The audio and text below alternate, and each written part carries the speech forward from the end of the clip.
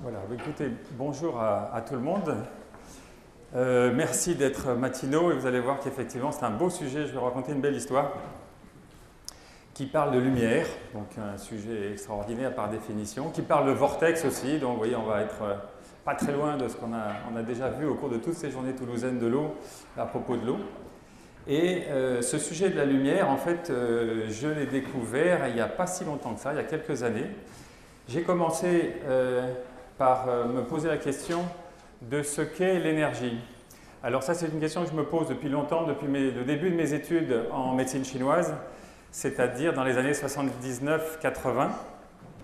Et les médecins en médecine chinoise, ils parlent de Qi, vous savez, et les Indiens en Ayurveda, ils parlent de prana.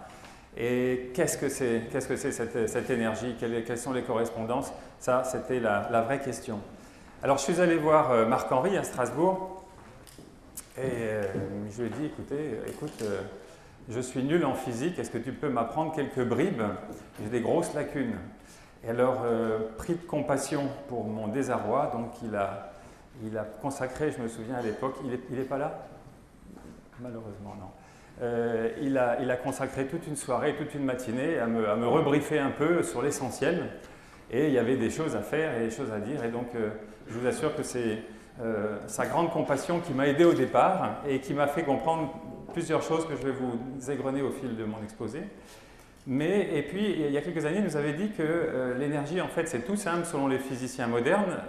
Il faut dire pas seulement un seul mot, mais dire plusieurs mots et il faut la décrire sous plusieurs visages. Et donc, la seule règle, c'est que l'énergie se conserve. C'est-à-dire, quel que soit le visage qu'elle prend, en fait, il y a toujours des transferts d'énergie, mais pas de perte, en tout cas, quel que soit quand on considère le système dans son ensemble. Donc, les énergies, elles ont plusieurs noms, comme je vous le disais. Énergie chimique, donc par exemple l'ATP, l'énergie électromagnétique dans les particules sont les photons, l'énergie thermique, tout ce qui est chaleur, électrique, magnétique, donc les électrons en balade, les champs magnétiques qu'ils génèrent, l'énergie de gravitation, donc G 9,81 mètres par seconde, etc. Mécanique, l'énergie mécanique, quand vous subissez un massage, quand vous faites faire un massage, c'est de l'énergie mécanique qu'on vous donne, tout simplement. L'énergie nucléaire qui tient nos atomes et nos particules autour des atomes. Et puis, ça, ce sont différents visages qui se changent les uns en les autres en permanence, à chaque seconde.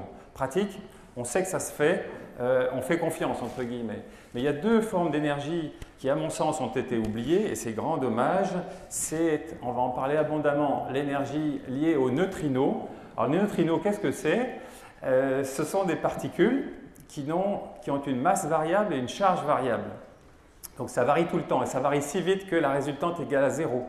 Et ce sont des particules qui nous traversent tous et qui en fait n'ont pas d'interférence avec la matière ou si peu. Il y a quand même une petite interférence, on va le voir.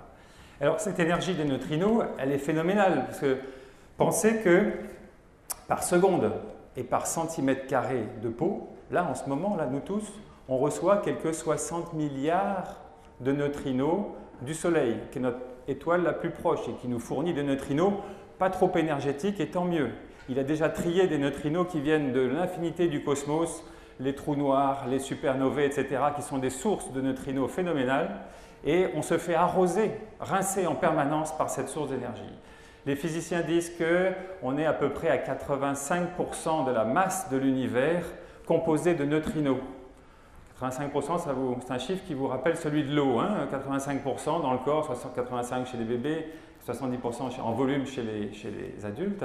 Donc celui qui dit que les neutrinos ça ne sert à rien ou qu'on ne l'a jamais vu, donc on s'en fiche un petit peu, c'est un petit peu celui qui a l'attitude du poisson au fond de l'océan, qui n'a jamais vu l'eau et donc qui dit que ça n'existe pas. Vous voyez, donc on est vraiment baigné dans cette atmosphère et il faut vraiment tenir compte de cette énergie.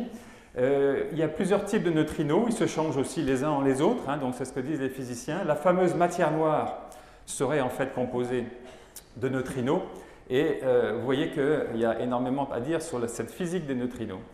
Alors, un autre type d'énergie, on va y revenir largement. Un autre type d'énergie, c'est l'énergie mentale, l'énergie que nous émettons et que nous recevons. Il a été démontré, je reviens tout de suite, que cette énergie existe bel et bien et qui n'est pas du tout ésotérique ou farfelu d'en parler, c'est banal, c'est de la physique banale, et il faut en tenir compte, on va le voir comment. Alors, il y en a un qui parle de ça très très bien.